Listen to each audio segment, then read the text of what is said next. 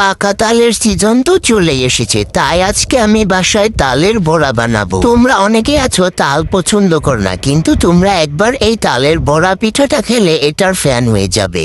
তালের খোসা ছাড়িয়ে তালের আঠেগুলোকে আলাদা করে একটু পানিতে ভিজিয়ে কাটার দিয়ে এভাবে তালের রসটাকে বের করে নিলাম। এখন তালের রসের সাথে 1 কাপ ময়দা, 1 কাপ চানা, 1 কাপ সুজি, 1 কাপ চিনি, একটু বেকিং পাউডার ও একটু লবণ দিয়ে হাতের সাহায্যে ভালো করে মেখে এরকম একটা মিডিয়াম বেটার বানিয়ে নিতে হবে। এখন এই মেখে রাখা বেটারকে আমি 10 মিনিট রেস্টে রেখে তারপর একটা চামচ দিয়ে গরম তেলে গোল গোল করে এরকম বড়া পিঠা বানিয়ে নেব। তারপর উল্টে পাল্টে ভেজে লাল লাল করে নামিয়ে নিলেই তৈরি হয়ে যাবে তালের বড়া পিঠা। তোমরা চাইলে গোল করে না দিয়েও অন্য শেপ দিয়েও বানাতে পারো, কিন্তু আমার কাছে গোল গোল পিঠাই বেশি সুন্দর লাগে। আর যেহেতু আমি এই পিঠায় ছানা ব্যবহার করেছি, তাই আমার পিঠাগুলোর স্বাদ আরো দ্বিগুণ হয়ে গেছে। ভরপুর এই তালের সিজনে তোমরাও বাসায় এত সুন্দর বড়া পিঠা বানিয়ে পরিবারের সবার সাথে শেয়ার করতে পারো।